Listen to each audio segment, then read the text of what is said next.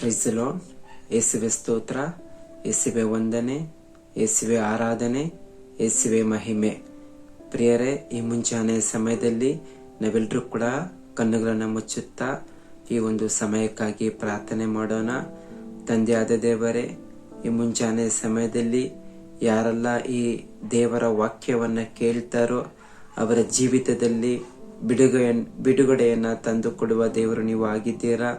ಅದಕ್ಕಾಗಿ ಸ್ತೋತ್ರಪ್ಪ. ಈ ಮುಂಜಾನೆಗಾಗಿ ಸ್ತೋತ್ರ. ಈ ಮುಂಜಾನೆ ಸಮಯದಲ್ಲಿ ಕೇಳುವಂತ ವಾಕ್ಯಗಳು ದೇವ ಪ್ರತಿಯೊಬ್ಬರ ಹೃದಯವನ್ನ ಪ್ರಭು ಯೇಸು ಕ್ರಿಸ್ತರ ನಾಮದಲ್ಲಿ ತೆರೆದುಕೊಡುವಂತೆ ಈ ಸಮಯದಲ್ಲಿ ಪ್ರಾರ್ಥಿಸುತ್ತೇವೆ. ಜೀವವುಳ್ಳ ತಂದೆಯೇ, amen. Praise the Lord. Hallelujah. ಯೇಸುವೆ ಸ್ತೋತ್ರ.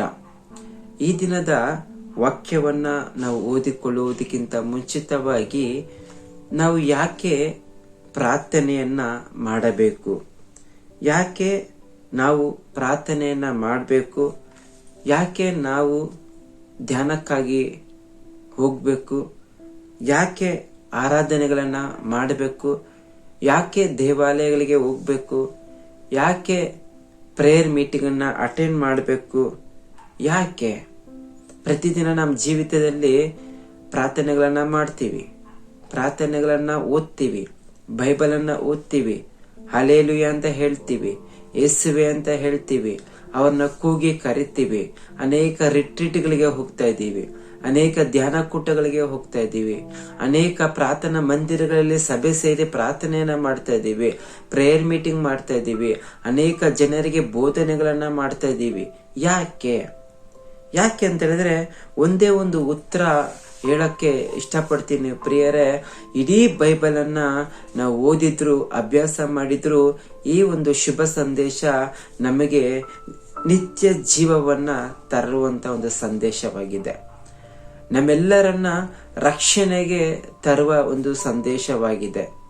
ನಮ್ಮೆಲ್ಲರನ್ನ ಈ ಲೋಕದಿಂದ ಬೇರ್ಪಡಿಸಿ, ಪಾಪದ ಬಂಧನದಿಂದ ಬೇರ್ಪಡಿಸಿ ನಿನ್ನನ್ನ ನಿತ್ಯ ಜೀವಕ್ಕಾಗಿ ಈ ಒಂದು ಶುಭ ಸಂದೇಶ ಪ್ರತಿದಿನ ಪ್ರಾರ್ಥನೆಯ ಮುಖಾಂತರ, ಗುರುಗಳ ಮುಖಾಂತರ, ಬ್ರದರ್ಸ್ ಅಂಡ್ ಸಿಸ್ಟರ್ಸ್ ಗಳ ಮುಖಾಂತರ ನಮಗೆ ದೇವರು ಒಂದು ಕರೆಯನ್ನ ಕೊಡ್ತಾ ಇದ್ದಾರೆ. ಯಾಕೆ ನಮಗೆ ಈ ಒಂದು ರಕ್ಷಣೆ ಬೇಕು ಅಂತ ಹೇಳಿದ್ರೆ, ನಾವು ಈ ಲೋಕದಲ್ಲಿ ಹುಟ್ಟಿ ಜೀವಿಸುವಾಗ, ಪಾಪದಲ್ಲಿ ಜೀವಿಸುವಾಗ, ಸೈತಾನನ ಕುತಂತ್ರಗಳಲ್ಲಿ ಜೀವಿಸುವಾಗ ನೀನು ಕೂಡ ರಕ್ಷಣೆಗೆ ಹೋಗೋದಕ್ಕೆ ಆಗೋದಿಲ್ಲ ಪ್ರಿಯರೇ.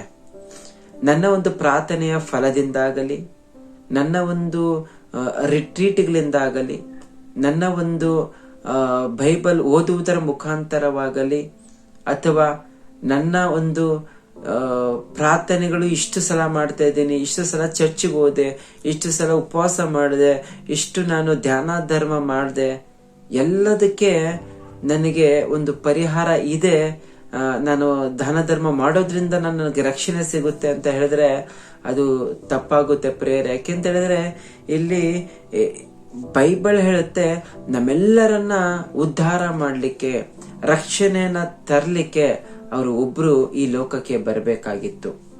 ಯಾಕೆಂದ್ರೆ ಇಡೀ ಮಾನವರೆಲ್ಲರೂ ಕೂಡ ಪಾಪಿಗಳೇ. ನೋಡಿ, ವಾಕ್ಯ ಹೇಳುತ್ತೆ ಮತ್ತಾಯನ ಬರೆದ ಶುಭ ಸಂದೇಶ 1ನೇ ಅಧ್ಯಾಯ 21ನೇ ವಾಕ್ಯ ಹೇಳುತ್ತೆ, ಮ್ಯಾಥ್ಯೂ ಚಾಪ್ಟರ್ 1:21. ಆಕೆ ಒಬ್ಬ ಮಗನನ್ನು ಹೆರುವಳು, ಆತನಿಗೆ ನೀನು ಯೇಸು ಎಂಬ ಹೆಸರಿಡಬೇಕು, ಏಕೆಂದರೆ ತನ್ನ ಜನರನ್ನು ಅವರ ಪಾಪಗಳಿಂದ ರಕ್ಷಿಸಿ ಉದ್ಧಾರ ಮಾಡುವವನು ಆತನೇ ಎಂದರು. Praise the Lord. ಇಲ್ಲಿ ಶುಭ ಸಂದೇಶ ನಮಗೆ ಬಹಳ ಸ್ಪಷ್ಟವಾಗಿ ಮಾತಾಡ್ತಾ ಇದೆ ಪ್ರಿಯರೇ. ಆಕೆ ಒಬ್ಬ ಮಗನನ್ನೇ ಹೆರುವಳು, ಆತನಿಗೆ ಯೇಸು ಎಂಬ ಹೆಸರಿಡಬೇಕು. ನೋಡಿ, ಮಾತೆ ಮರಿಯಮ್ಮನವರಿಗೆ ಗಾಬ್ರಿಯೇಲ್ ದೂತನು ಬಂದು ಒಂದು ಸಂದೇಶವನ್ನ ಕೊಡ್ತಾರೆ. ಒಬ್ಬ ಮಗನನ್ನು ನೀನು ಹೆರ್ತೀಯ, ಆತನಿಗೆ ಯೇಸು ಎಂಬ ಹೆಸರಿಡಬೇಕು. ನೋಡಿ, ನಮ್ಮ ಜೀವಿತದಲ್ಲಿ ನಮ್ಮೆಲ್ಲ ಹುಟ್ಟಿದಾಗ ನಮ್ಮ ತಂದೆ ತಾಯಿಗಳು ಹೆಸರನ್ನ ಕೊಡ್ತಾರೆ ಅಲ್ವಾ? ಅದೇ ರೀತಿ ನೋಡಿ, ಈ ಮಾತೆ ಮರಿಯಮ್ಮನವರಿಗೆ ಗಾಬ್ರಿಯಲ್ ದೂತನು ಸಂದೇಶವಿತ್ತು ನೋಡಿ. ದೇವರೇ ಅವರಿಗೆ ಈ ಹೆಸರನ್ನ ಇಡು, ಯೇಸು ಎಂಬ ಹೆಸರನ್ನ ಇಡು ಅಂತ ಅಲ್ಲಿ ಮಾತೆ ಮರಿಯಮ್ಮನವರಿಗೆ ಅವರು ತಿಳಿಸ್ಕೊಡ್ತಾರೆ. ಅದರ ಅರ್ಥ ಏನು ಅಂತ ಹೇಳಿದ್ರೆ, ಏಕೆಂದರೆ ತನ್ನ ಜನರನ್ನು ಅವರ ಪಾಪಗಳಿಂದ ರಕ್ಷಿಸಿ ಉದ್ಧಾರ ಮಾಡುವವನು ಆತನೇ ಎಂದನು. Praise the Lord. ನೋಡಿ ಪ್ರಿಯರೇ, ಇವತ್ತು ಯೇಸು ಎಂಬ ಹೆಸರಿಡಬೇಕು ತನ್ನ ಜನರನ್ನು. ನಾವೆಲ್ಲರೂ ಯಾರ ಜನರಾಗಿದ್ದೇವೆ?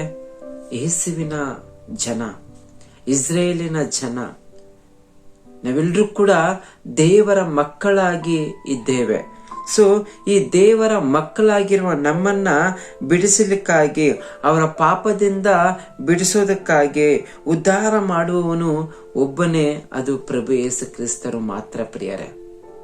ಒಂದು ವೇಳೆ ಯೇಸು ಸ್ವಾಮಿ ಈ ಲೋಕಕ್ಕೆ ಬಾರದೆ ಹೋದ್ರೆ ನಾನು ನೀನು ನಾಶವಾಗಿ ಮಣ್ಣಾಗಿ ಈ ಲೋಕದಲ್ಲೇ ಸಾಯ್ಬೇಕಾಗಿತ್ತು.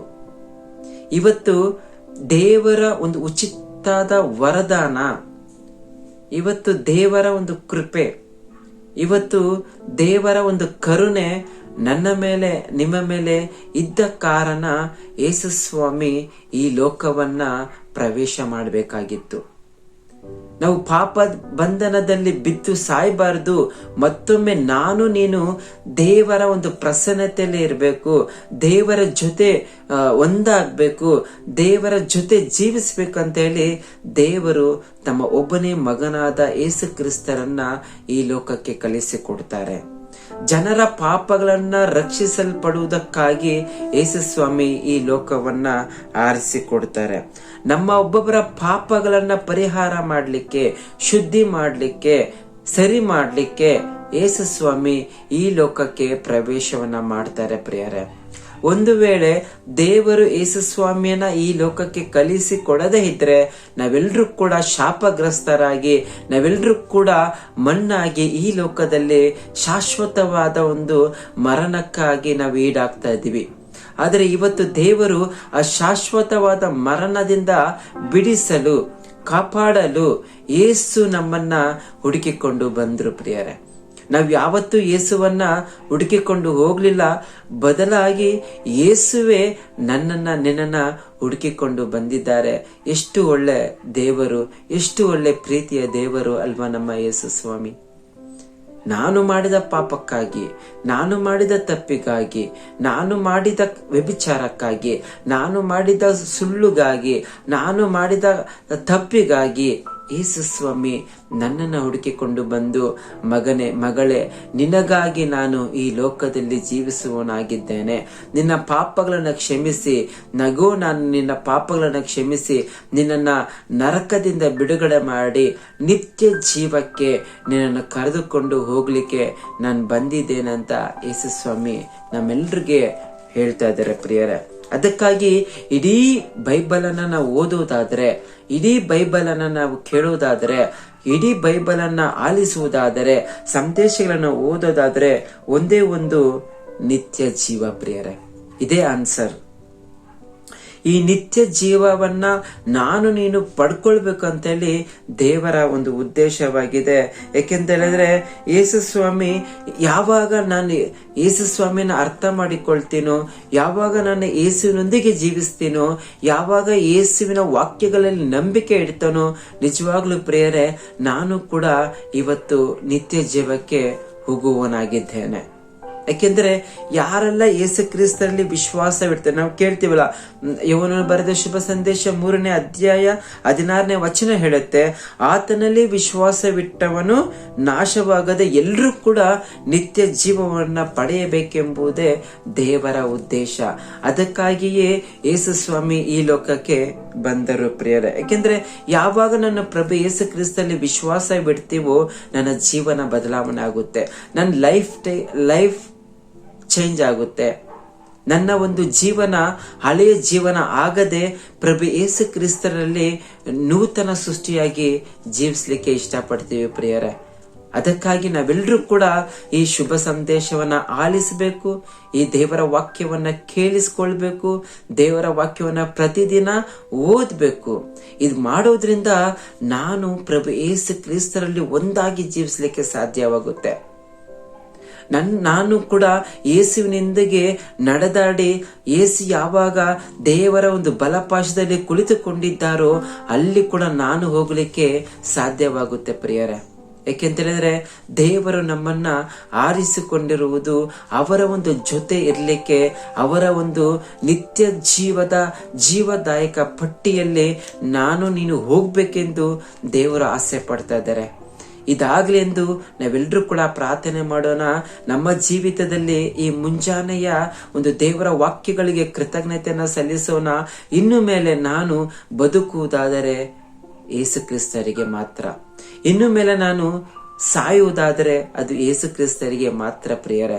ಈ ಒಂದು ಭರವಸೆಯಿಂದ, ನಂಬಿಕೆಯಿಂದ ನಾವು ಪ್ರತಿದಿನ ಕೂಡ ಆ ಯೇಸುವಲ್ಲಿ ವಿಶ್ವಾಸವಿಡೋಣ, ನಂಬಿಕೆಯೋಡೋಣ, ದೇವರ ಜೊತೆ ಮಾತನಾಡೋಣ, ದೇವರ ವಾಕ್ಯಗಳನ್ನ ಕೇಳಿಸಿಕೊಳ್ಳೋಣ, ದೇವರ ವಾಕ್ಯಗಳನ್ನ ಆಲಿಸೋಣ. ಇನ್ನೊಬ್ಬರಿಗೆ ನಾವು ಈ ಒಂದು ಶುಭ ಸಮಾಚಾರವನ್ನ, ಶುಭ ಸಂದೇಶವನ್ನ ಹಂಚೋರಾಗೋಣ. ನಾವೆಲ್ಲರೂ ಕೂಡ ಈ ಒಂದು ಸಮಯದಲ್ಲಿ ಪ್ರಾರ್ಥನೆ ಮಾಡೋಣ. ದೇವರು ನಮ್ಮನ್ನ ಇಷ್ಟೊತ್ತು ನಮ್ಮ ಜೊತೆ ದೇವರು ಮಾತನಾಡಿದ್ದಾರೆ, ಅದಕ್ಕಾಗಿ ಸ್ತೋತ್ರ ಸಲ್ಲಿಸೋಣ. ತಂದೆಯಾದ ದೇವರೇ, ಈ ಮುಂಜಾನೆಯ ಸಮಯದಲ್ಲಿ ನೀವು ನಮ್ಮ ಒಬ್ಬೊಬ್ಬರ ಜೊತೆ ವಾಕ್ಯದ ಮುಖಾಂತರ ಮಾತನಾಡಿದಿರ, ಅದಕ್ಕಾಗಿ ಸ್ತೋತ್ರಪ್ಪ. ನಾವೆಲ್ಲರೂ ಕೂಡ ನಿತ್ಯ ಜೀವ ಎಂಬ ಜಯಮಾಲೆಯನ್ನು ಹೊಂದಿಕೊಳ್ಳುವಂತೆ ನಿಮ್ಮ ಸತ್ಯದ ವಚನಗಳನ್ನ ನಮಗೆ ಈ ಒಂದು ಶುಭ ಸಂದೇಶದ ಮುಖಾಂತರ ಪ್ರತಿದಿನ ನಮಗೆ ಒದಗಿಸಿ ಕೊಡ್ತಾ ಇದ್ದೀರಾ. ಅದಕ್ಕಾಗಿ ಸ್ತೋತ್ರಪ್ಪ. ದೇವರ ವಾಕ್ಯ ಜೀವಂತವಾದದ್ದು, ಕ್ರಿಯಾತ್ಮಕವಾದದ್ದು, ಎಂತಹ ಇಬ್ಬಾಯಿ ಕತ್ತಿಗಿಂತಲೂ ಹರಿತವಾದದ್ದು ಎಂಬುದಾಗಿ ನಮಗೆ ತಿಳಿಸಿಕೊಟ್ಟಿದ್ದೀರಾ. ಅದಕ್ಕಾಗಿ ಸ್ತೋತ್ರಪ್ಪ. ತಂದೆಯಾದ ದೇವರೇ, ಈ ಮುಂಜಾನೆಯ ಸಮಯದಲ್ಲಿ ಯಾರೆಲ್ಲ ಈ ದೇವರ ವಾಕ್ಯವನ್ನು ಕೇಳಿದಾರೋ ಅವರ ಜೀವಿತಗಳು ಬದಲಾವಣೆಗೊಳ್ಳುವಂತಾಗಲಿ ಅಪ್ಪ. ಪ್ರತಿಯೊಬ್ಬರನ್ನು ನೀವು ಆಶೀರ್ವಾದ ಮಾಡಿರಿ. ಎಲ್ರೂ ಕೂಡ ಸತ್ಯವನ್ನು ಅರಿತುಕೊಂಡು ಸತ್ಯಕ್ಕೋಸ್ಕರ ಜೀವಿಸುವಂತೆ ತಂದೆಯಾದ ದೇವರೇ, ಪ್ರಭು ಯೇಸು ಕ್ರಿಸ್ತರ ನಾಮದಲ್ಲಿ ನಿಮ್ಮಲ್ಲಿ ಪ್ರಾರ್ಥಿಸುತ್ತಾ ಬೇಡಿಕೊಳ್ಳುತ್ತೇನೆ. ಜೀವವುಳ್ಳ ತಂದೆಯೇ, amen. Praise the Lord. Thank you.